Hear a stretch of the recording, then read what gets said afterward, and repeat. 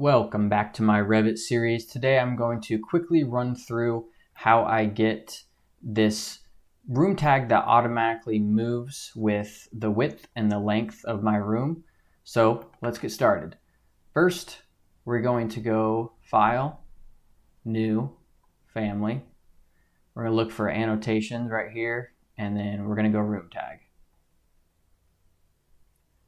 Then we're going to go click up here, click Label, and then we're going to choose Name, add that.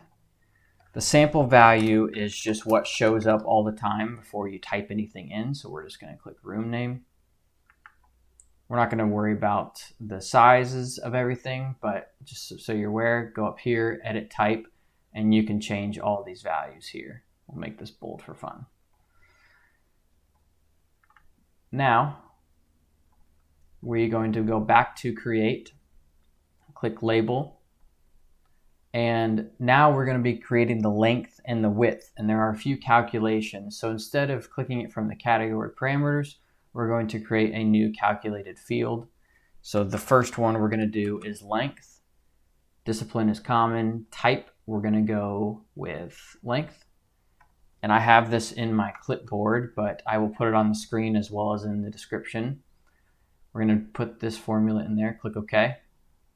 We're going to do another one, call that width.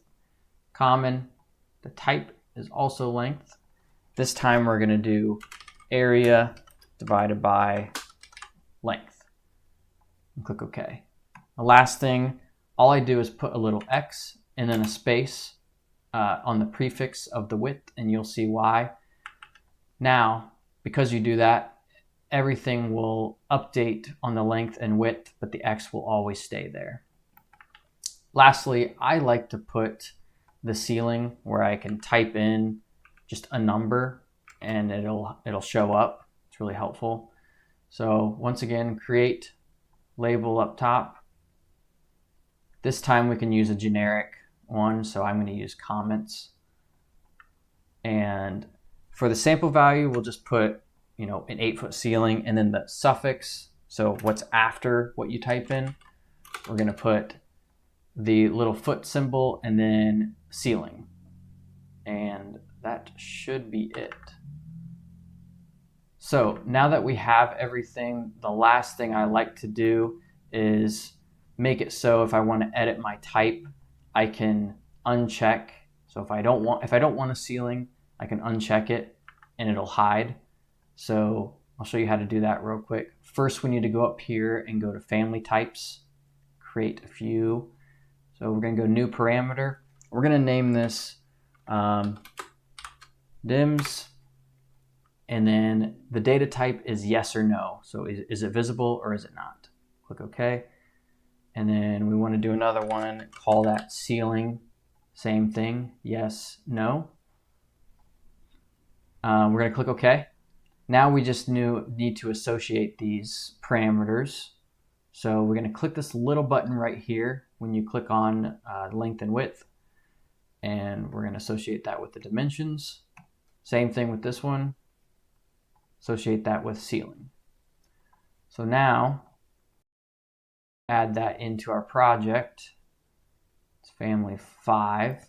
So this is what we just made. We can type in like normal, see if it works. Yes, it auto changes as we go. There are 2 caveats with this room tag. The first one, it bothers me. I don't know how to fix it, so let me know if you know how to fix it. But the length is always first because that's what we put here.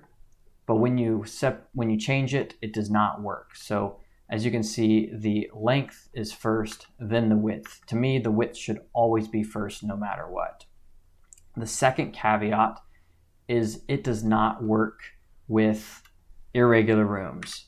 So what I've done with this room is I had put a room separator. So this is irregular. This is not 20 feet, 17. So what you have to do is put a room separator and just square it off, and then it works, which it's not a huge deal because sometimes that doesn't matter. But if you have big rooms like this, where it is irregular, I would suggest making another room tag where you can just manually type it in. So same with the room name, just make this manual and then you can type that in like normal. But I hope this helped a lot, and let me know if you have any questions. I'll be releasing more videos like this. Make sure to follow along. Thanks.